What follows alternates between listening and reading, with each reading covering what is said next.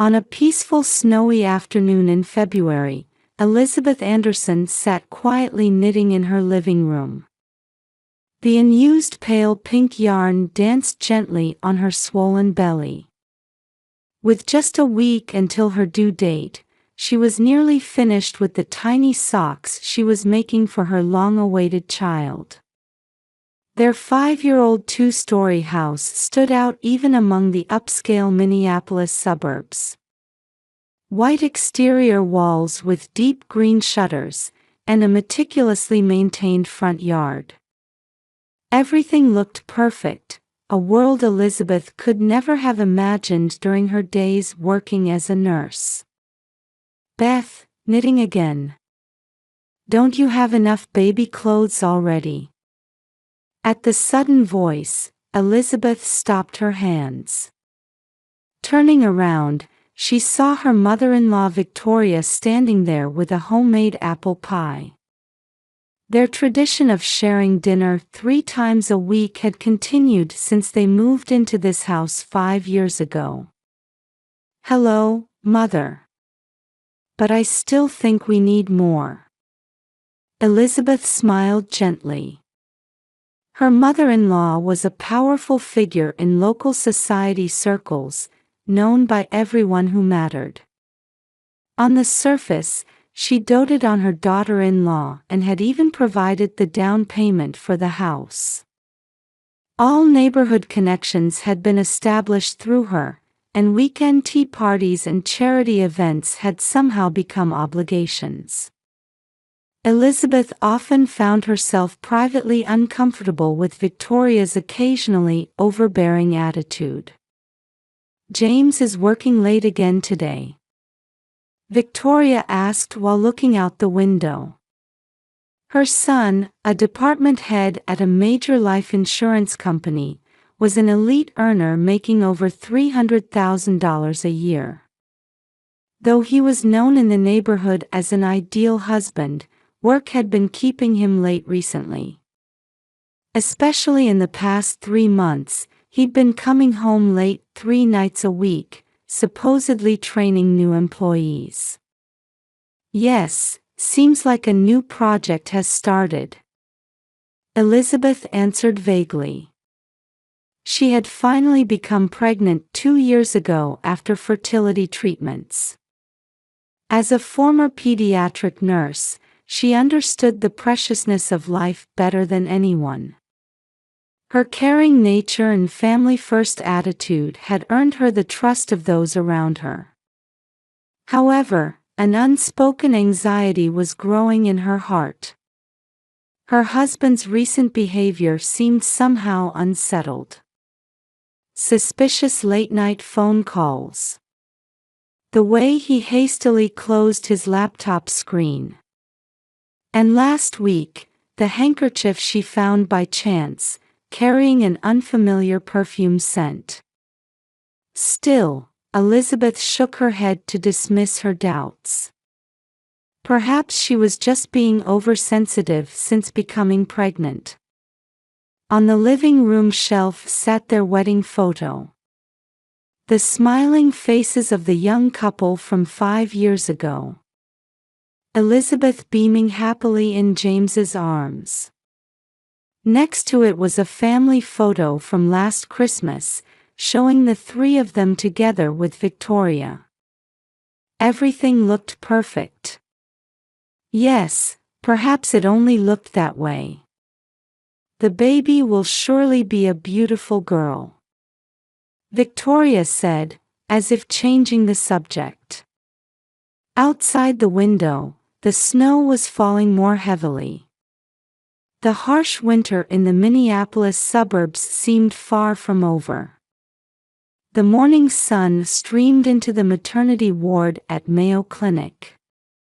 The view from the hospital room window was a world of silver white. The snow that had started falling last night was still quietly continuing. Minnesota winter was still in full force. Elizabeth lay in bed, cradling her newborn daughter Grace. A tiny 6-pound life. 3 days had passed since the C-section delivery, and she had finally been cleared for discharge this morning. Both mother and child were progressing well. "Good morning, Grace." The baby, wrapped in soft infant clothes, was sleeping while moving her tiny lips. Though the birth came a week earlier than expected, thankfully there were no major issues. Elizabeth's heart swelled with warmth at the prospect of their new life together. 7 a.m. The room door was knocked, and Sarah, the attending nurse, entered. "Good morning, Mrs. Anderson. Are you ready for discharge?" "Yes, almost everything's packed. Just about 30 minutes until my husband comes to pick us up." At that moment, there was some commotion in the hallway. Sarah frowned briefly and walked to the window. Looking down at the parking lot, her expression tensed. Mrs. Anderson. Could you wait a moment?" "Something." Sarah's words trailed off. Elizabeth felt anxious and tried to approach the window herself, but Sarah hurriedly raised her hand to stop her. "Please wait here while I check." After the nurse left the room, the noise in the hallway increased. Voices of other patients and nurses. And somewhere in the distance, the sound of sirens. 10 minutes later, the room door opened again. This time it was Dr. Carter, her attending physician. The usually calm doctor wore an unusually serious expression. "Mrs. Anderson, could we have a bit more time before proceeding with your discharge? Has something happened?" "Don't worry. It's just that the police..." The doctor's words were drowned out by a sudden commotion in the hallway. Elizabeth quietly stood up, still holding her baby. "Did something happen to my car?" Dr. Carter didn't answer. Instead, he let out a deep sigh. "The police officers will be here to talk." At that moment, the room door burst open. 2 detectives entered. One was a gray-haired man in his 50s, the other a female detective in her early 30s. Both wore stern expressions. "Mrs. Anderson, we need to speak with you." The gray-haired detective showed his police badge. "Detective Murphy, Minneapolis Police Homicide Division." The moment she saw that title, Elizabeth's body began to tremble slightly. "We'll have a nurse take care of the baby." The female detective spoke gently but firmly. Elizabeth handed Grace to the nurse, lacking the strength to resist. "Now, let's go to the parking lot." No one spoke during the elevator ride. The first-floor lobby they emerged into was more crowded than usual. Hospital staff, police officers, and what appeared to be several reporters. All eyes were on Elizabeth. As the automatic doors opened, the freezing wind stung her cheeks. Elizabeth turned up the collar of her thin coat. Several patrol cars were parked in the lot. And in one cordoned-off area marked with yellow tape was her car. Red emergency lights cast an ominous glow on the pure white snow. The driver's side window was completely shattered. And around the car stood 6 uniformed officers. All of them watching her. "Ma'am, please stay away from the vehicle." One officer called out, but Elizabeth's feet were already moving toward the car. "Why, what happened to my..." Her words trailed off. The trunk was open, and from it came a foul odor. The young female detective quickly grabbed her arm. "Mrs. Anderson, please don't come any closer." But it was too late. Elizabeth had already seen what was in the trunk. A black plastic bag. Reddish-brown stains diluted by melting snow. And just visible from the bag, a human hand. She couldn't even scream. All strength left her body. Just before losing consciousness, one memory flashed through Elizabeth's mind. 3 nights ago. The sound of the trunk closing when her husband came home. And after his shower, that unfamiliar perfume scent. In the Minneapolis police headquarters interrogation room, Elizabeth clutched a paper cup of coffee with both hands. The coffee, which should have been warm, had gone cold. "Let me confirm once again." Detective Murphy pointed to a photograph spread on the desk. It showed a woman's body half visible from a black plastic bag. "Do you know this person?" "Amy Mitchell. A new employee at your husband's company." Elizabeth shook her head. However, there was already uncertainty in her gesture. Yes, she felt like she had seen her somewhere before. Detective Morris played surveillance camera footage. Mayo Clinic parking lot. The screen showed Elizabeth's car. And a figure moving around the car. "At this time, you should have been asleep in your hospital room." "So why was your car?" "I don't know." Elizabeth's voice trembled. The hospital's entry and exit records provided her with a perfect alibi. It was physically impossible for her to have left her room late at night after a C-section. "Then what do you make of this?" Murphy presented a printout. A threatening email received by Amy Mitchell's account. The sender was listed as Elizabeth Anderson. "Stay away from my husband. Or else." "That's not true. I never sent such an email." At Elizabeth's denial, the detectives exchanged silent glances. Outside the interrogation room, technical investigators were analyzing data from her smartphone. Then, at 10:30 a.m., everything changed. "Mrs. Anderson, thank you for your patience."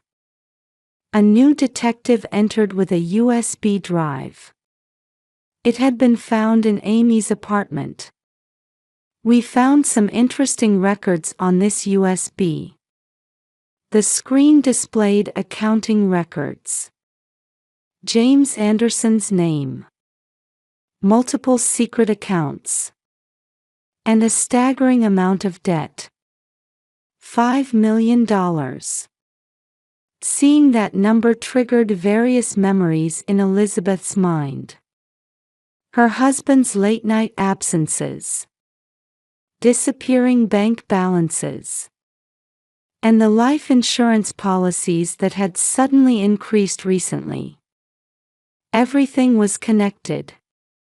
But not in the way she had hoped. "Mrs. Anderson, do you know your husband's whereabouts?" It took several seconds to understand the question's meaning. James Anderson. He was supposed to pick up his wife from the hospital this morning. But he hadn't shown up. The company couldn't reach him either. The digital forensics results are in. A technical investigator brought in a new report. The threatening email's IP address. Email client settings. Everything had been cleverly disguised. However, the data pointed to one fact.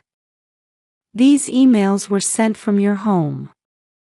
The air in the interrogation room felt heavy.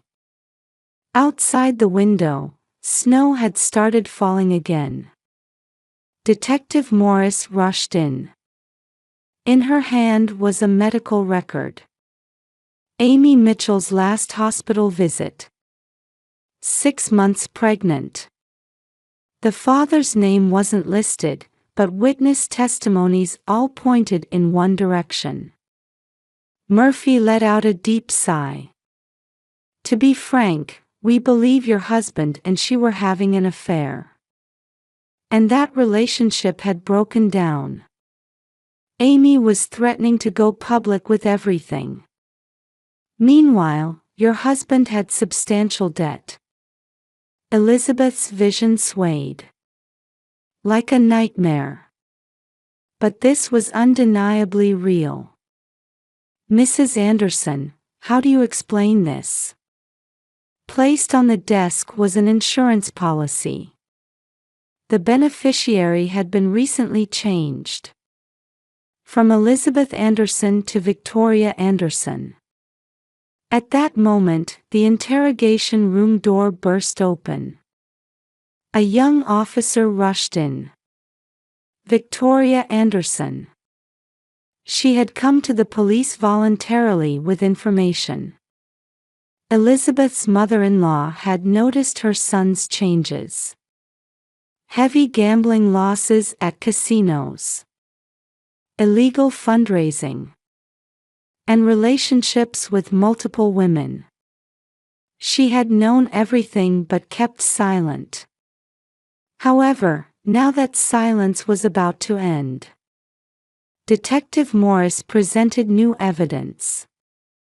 Hidden camera footage found in Amy's apartment. James Anderson's figure. Planning what was meant to be a perfect crime. Just then, an officer burst in. James Anderson has been spotted at the airport. The atmosphere in the interrogation room changed instantly. And at that moment, all the gears began turning. Toward the truth. Minneapolis-St. Paul International Airport. Amid flying radio communications, airport police and the investigation team began moving quickly. A few passengers stood anxiously in the late-night terminal. And on a bench in front of the boarding gate sat a man.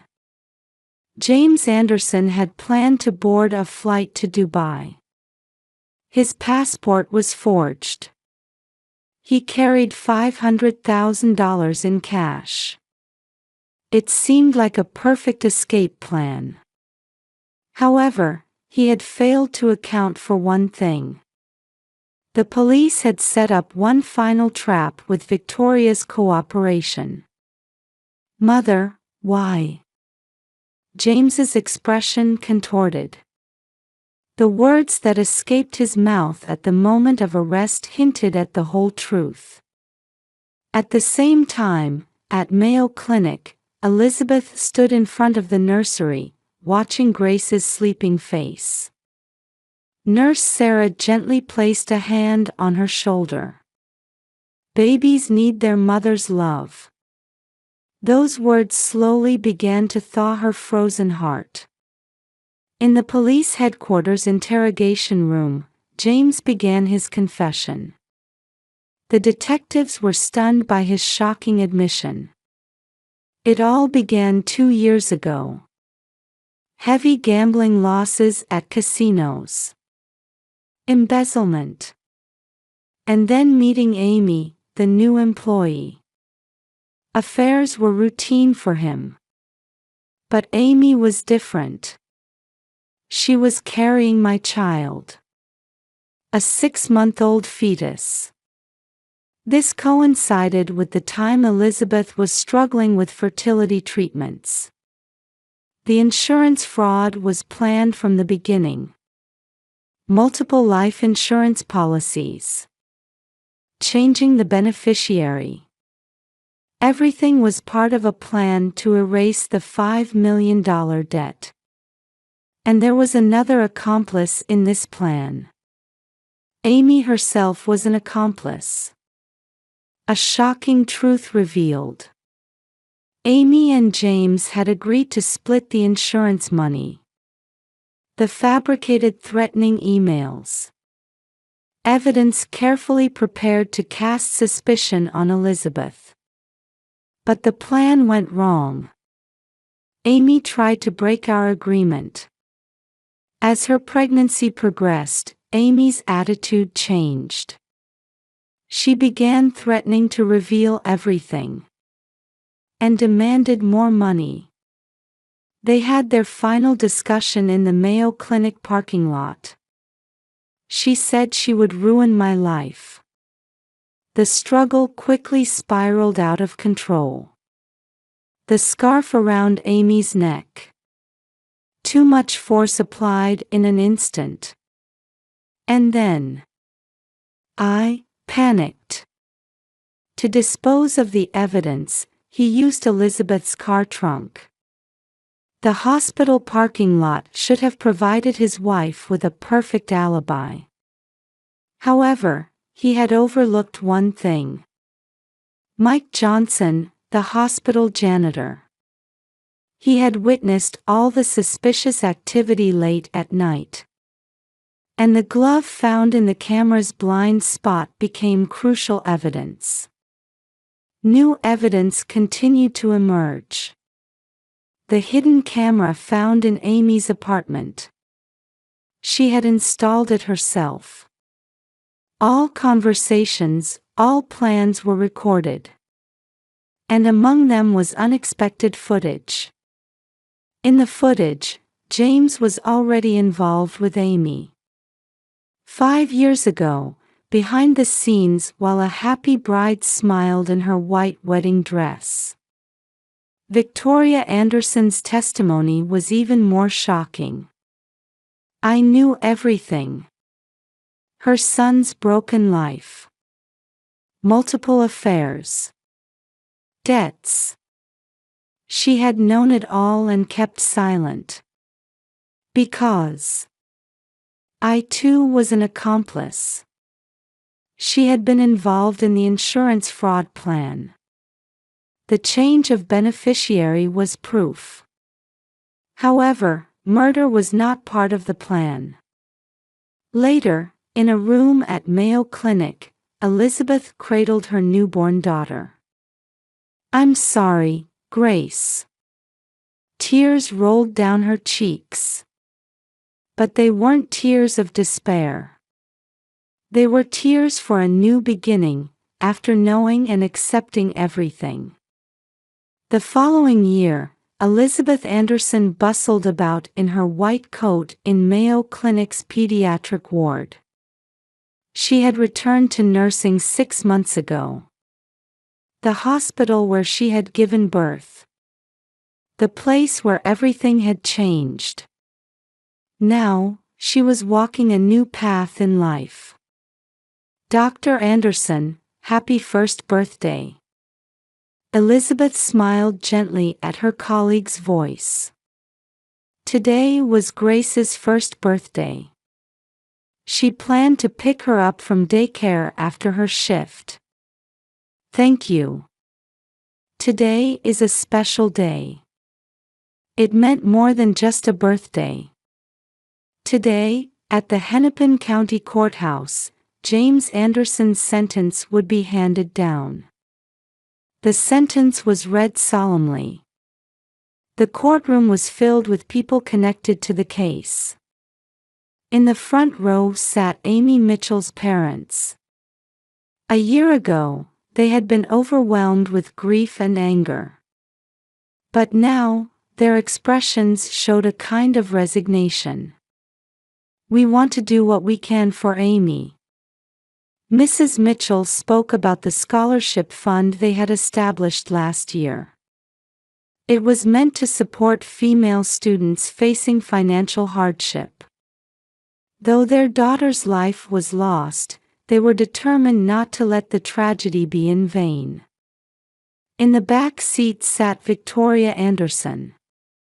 Though charged as an accomplice, she received a suspended sentence in consideration of her full cooperation with the investigation. "I will spend my life making amends." Having completely withdrawn from society circles, she now volunteers supporting domestic violence victims. She was also allowed to look after Grace on weekends. "My mother-in-law has truly changed," Elizabeth spoke quietly. Over the past year, she had learned that hatred produces nothing. After the sentencing, Elizabeth headed to her new home. She had moved from the previous mansion and now lived in a small house. But this house was filled with warm light. Grace, picked up from daycare, ran to her with a smile. Her steps were remarkably steady for a 1-year-old. Even the doctors were amazed at her growth. "Happy birthday, my angel." In the living room, a homemade cake was ready. Candlelight gently illuminated the room. Around the cake gathered a new family. Elizabeth's parents, and surprisingly, Amy's parents had been invited too. "We've agreed to be Grace's honorary grandparents," Mrs. Mitchell explained. To break the chain of hatred, the two families had chosen the path of reconciliation. "And this is our new project." Elizabeth pulled out a brochure. "Breaking the Silence, a new organization supporting victims of domestic violence and financial abuse." She had decided to use her experience to help others in similar situations. "Our activities are already receiving significant response." The insurance industry had tightened its contract review standards in response to this case.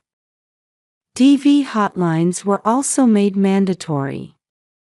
The media, too, had shifted from sensational reporting to examining the core issues.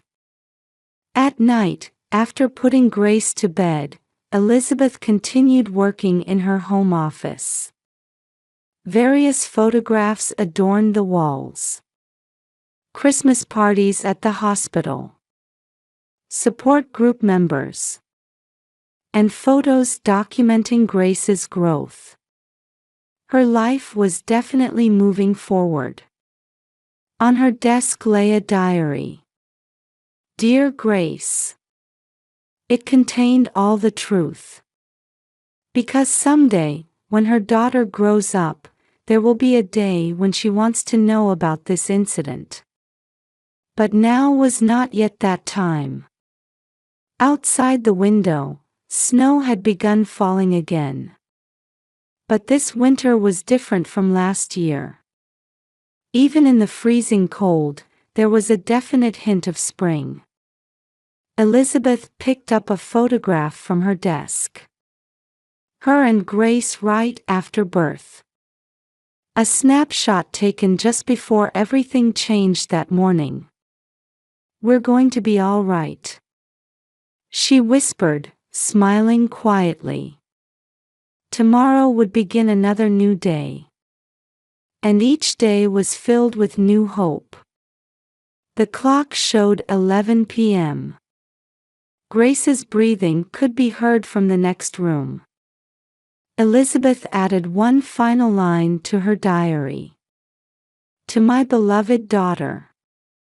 Life sometimes confronts us with cruel truths. But if you have the courage to face those truths and overcome them, a new path will surely open. You are that hope itself." The snow that had piled up in the Mayo Clinic parking lot had now completely melted. There stood families celebrating the birth of new life. Truth sometimes appears before us in its most cruel form. However, The courage to accept that truth and keep walking forward becomes the power to carve out a new life. Elizabeth Anderson's story was proof of such hope.